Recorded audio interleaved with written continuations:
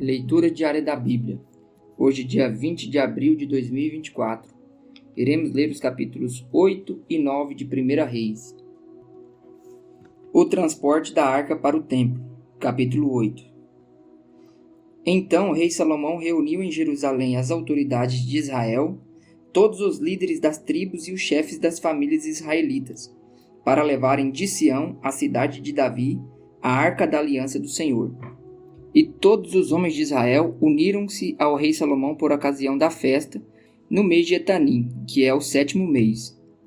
Quando todas as autoridades de Israel chegaram, os sacerdotes pegaram a arca do Senhor e a levaram, com a tenda do encontro e com todos os seus utensílios sagrados.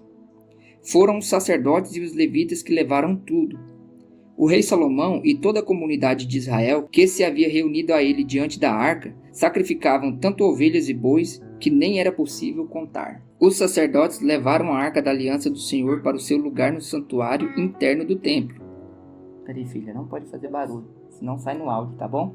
Os sacerdotes levaram a arca da aliança do Senhor para o seu lugar no santuário interno do templo, isto é, no lugar santíssimo, e a colocaram debaixo das asas dos querubins. Os querubins tinham suas asas estendidas sobre o lugar da arca e cobriam a arca e as varas utilizadas para o transporte.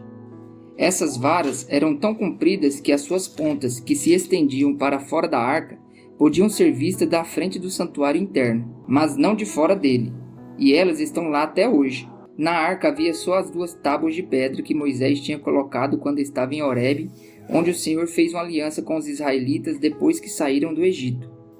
Quando os sacerdotes se retiraram do lugar santo, uma nuvem encheu o templo do Senhor, de forma que os sacerdotes não podiam desempenhar o seu serviço, pois a glória do Senhor encheu o templo. E Salomão exclamou, o Senhor disse que habitaria numa nuvem escura. Na realidade, construí para ti um templo magnífico, um lugar para nele habitares para sempre.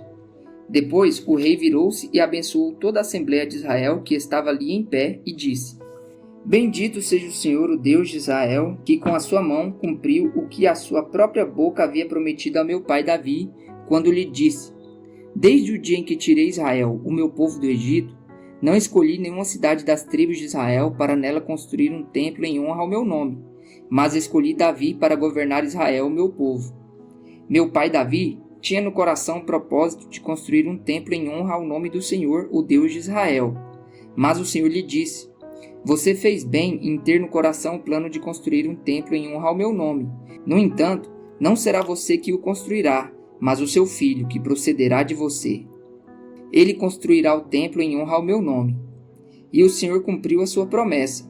Sou o sucessor de meu pai Davi e agora ocupo o trono de Israel, como o Senhor tinha prometido, e construí o templo em honra ao nome do Senhor, o Deus de Israel. Providenciei nele um lugar para a arca, na qual estão as tábuas da aliança do Senhor, a aliança que fez com os nossos antepassados quando os tirou do Egito. A oração de dedicação. Depois Salomão colocou-se diante do altar do Senhor, diante de toda a Assembleia de Israel, levantou as mãos para o céu e orou: Senhor, Deus de Israel, não há Deus como tu em cima nos céus, nem debaixo na terra. Tu que guardas a aliança de amor com os teus servos que de todo o coração andam segundo a tua vontade. Cumpriste a tua promessa a teu servo Davi meu pai, com tua boca prometeste e com a tua mão cumpriste, conforme hoje se vê. Agora, Senhor, Deus de Israel, cumpre a outra promessa que fizeste a teu servo Davi meu pai, quando disseste: Você nunca deixará de ter diante de mim um descendente que se assente no trono de Israel, se tão somente os seus descendentes tiverem o cuidado de, em tudo, andarem segundo a minha vontade, como você tem feito. Agora, ó Deus de Israel, que se confirme a palavra que falaste a teu servo Davi meu pai. Mas será possível que Deus habite na terra? Os céus, mesmo os mais altos céus, não podem conter-te, muito menos este templo que construí. Ainda assim, atende à oração do teu servo e ao seu pedido de misericórdia, ó Senhor meu Deus. Ouve o clamor e a oração que o teu servo faz hoje na tua presença. Estejam os teus olhos voltados dia e noite para este templo, lugar do qual disseste que nele porias o teu nome, para que ouças a oração que o seu servo fizer voltado para este lugar. Ouve as súplicas do teu servo e de Israel, o teu povo, quando orarem voltados para este lugar. Ouve dos céus, lugar da tua habitação, e quando ouvires, dá-lhes o teu perdão. Quando um homem pecar contra o seu próximo, tiver que fazer um juramento e vier jurar diante do teu altar neste tempo, ouve dos céus e age. Julga os teus servos, condena o culpado, fazendo recair sobre a sua própria cabeça a consequência da sua conduta, e declare sem culpa o inocente, dando-lhe o que a sua inocência merece. Quando Israel, teu povo, for derrotado por um inimigo por ter pecado contra ti, voltar-se para ti e invocar o teu nome, orando e suplicando a ti neste templo, ouve dos céus e perdoa o pecado de Israel, teu povo, e traze-o de volta à terra que deste aos seus antepassados.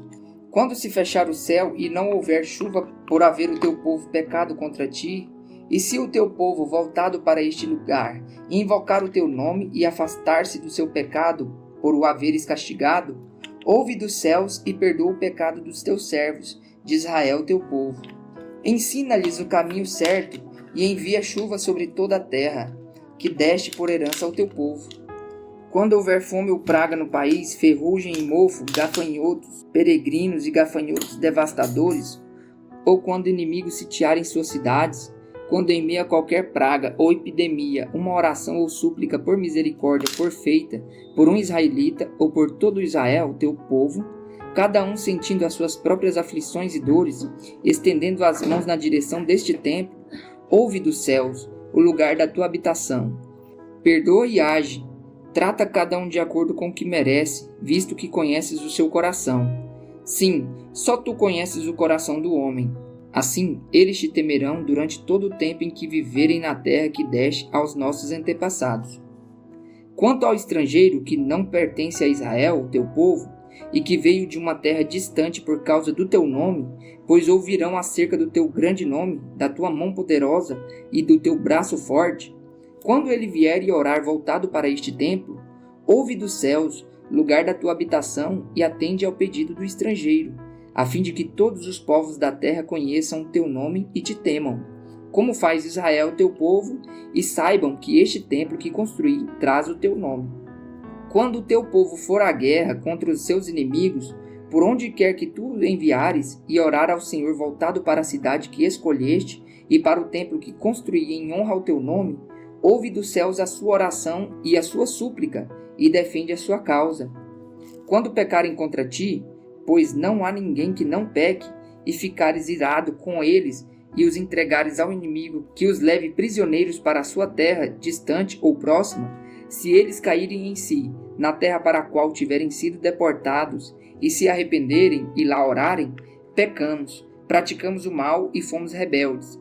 E se lá eles se voltarem para ti de todo o seu coração e de toda a sua alma, na terra dos inimigos que os tiverem levado como prisioneiros, e orarem voltados para a terra que deste aos seus antepassados, para a cidade que escolheste e para o seu templo que construí em honra ao teu nome, então, desde os céus, o lugar da tua habitação, ouve a sua oração e a sua súplica, e defende a sua causa. Perdoa o teu povo que pecou contra ti, perdoa todas as transgressões que cometeram contra ti, e faze com que os seus conquistadores tenham misericórdia deles, pois são teu povo e a tua herança, que tiraste do Egito, da fornalha de fundição. Que os teus olhos estejam abertos para a súplica do teu povo e para a súplica de Israel, o teu povo, e que os ouças sempre que clamarem a ti. Pois tu os escolheste dentre todos os povos da terra para serem a tua herança, como declaraste por meio do teu servo Moisés, quando tu, ó soberano, tiraste os nossos antepassados do Egito. Quando Salomão terminou a oração e a súplica ao Senhor, levantou-se diante do altar do Senhor, onde tinha se ajoelhado e estendido as mãos para o céu. Pôs-se em pé e abençoou em alta voz toda a Assembleia de Israel, dizendo: Bendito seja o Senhor, que deu descanso a Israel, seu povo, como havia prometido. Não ficou sem cumprimento nenhuma de todas as suas boas promessas que ele fez por meio do seu servo Moisés. Que o Senhor, o nosso Deus, esteja conosco, assim como esteve com os nossos antepassados. Que ele jamais nos deixe nem nos abandone. e faça com que de coração nos voltemos para Ele, a fim de andarmos em todos os seus caminhos e obedecermos aos seus mandamentos, decretos e ordenanças que deu aos nossos antepassados.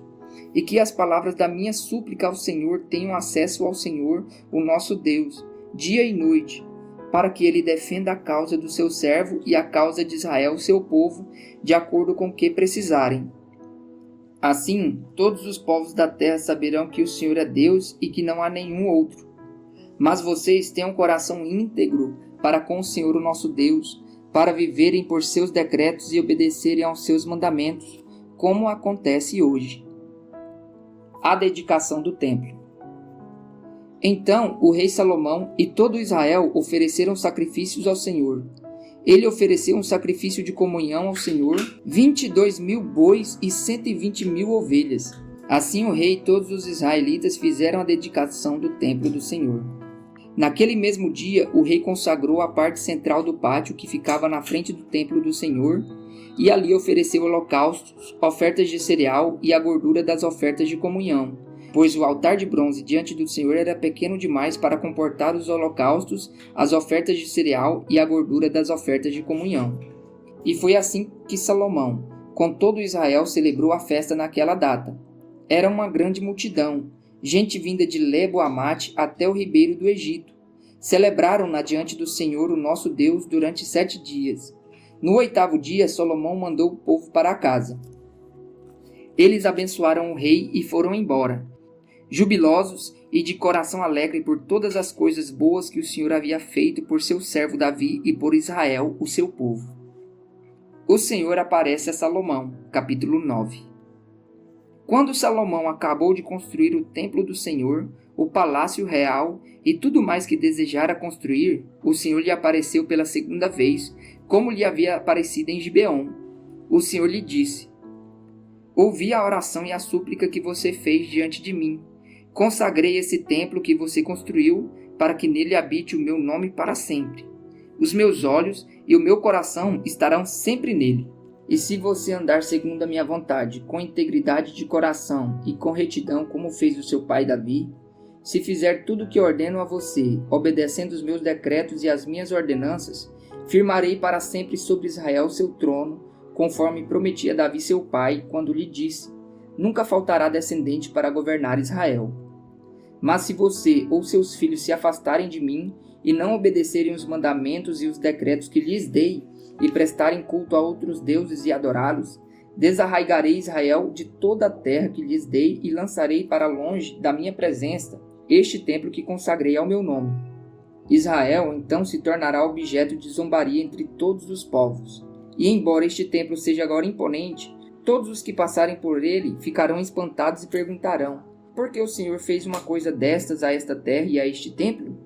E a resposta será: porque abandonaram o Senhor, o seu Deus, que tirou seus antepassados do Egito, e se apegaram a outros deuses, adorando-os e prestando-lhes culto. Por isso o Senhor trouxe sobre eles toda essa desgraça. Outros feitos de Salomão. Depois de 20 anos, durante os quais construiu estes 2 edifícios, o templo do Senhor e o palácio real, o rei Salomão deu 20 cidades da Galiléia a Hirão, rei de Tiro, pois Hirão lhe havia fornecido toda a madeira de cedro e de pinho e o ouro, de que ele precisou. Mas quando este veio de Tiro para ver as cidades que Salomão lhe dera, não gostou. As cidades são essas que tu me deste, meu irmão? Ele perguntou. E a chamou terra de Cabu, nome que elas têm até hoje. Hirão tinha enviado ao rei 4.200 quilos de ouro. O rei Salomão impôs trabalhos forçados para que construísse o templo do Senhor, seu próprio palácio, o Milo, o muro de Jerusalém, bem como Azor, Megido e Gezer. O faraó, rei do Egito, havia atacado e conquistado Gezer. Incendiou a cidade e matou seus habitantes, que eram cananeus, e a deu como presente de casamento a sua filha, mulher de Salomão. E Salomão reconstruiu Gezer. Ele construiu Bet-Horon Baixa, Baalat e Tadmor, no deserto dessa região, bem como todas as cidades armazéns e as cidades onde ficavam os seus carros de guerra e os seus cavalos. Construiu tudo o que desejou em Jerusalém, no Líbano e em todo o território que governou. Salomão recrutou para o trabalho forçado todos os não-israelitas descendentes dos amorreus, dos hititas, dos ferezeus, dos heveus e dos jebuseus, que não tinham sido mortos pelos israelitas. E esses povos continuam nesse trabalho até hoje. Mas Salomão não obrigou nenhum israelita a trabalhos forçados. Eles eram seus homens de guerra, seus capitães, os comandantes dos seus carros de guerra e os condutores de carros. Também eram israelitas os principais oficiais encarregados das construções de Salomão. 550 oficiais que supervisionavam os trabalhadores. Somente depois que a filha do faraó mudou-se da cidade de Davi para o palácio que Salomão havia construído para ela, foi que ele construiu o Milo. 3 vezes por ano, Salomão oferecia holocaustos e sacrifícios de comunhão no altar que havia construído para o Senhor e, ao mesmo tempo, queimava incenso diante do Senhor. E Salomão concluiu o templo. O rei Salomão também construiu navios em Ezion-Geber, que fica perto de Elate, na terra de Edom, às margens do Mar Vermelho. E Irão enviou em navios os seus marinheiros, homens experimentados que conheciam o mar, para trabalharem com os marinheiros de Salomão.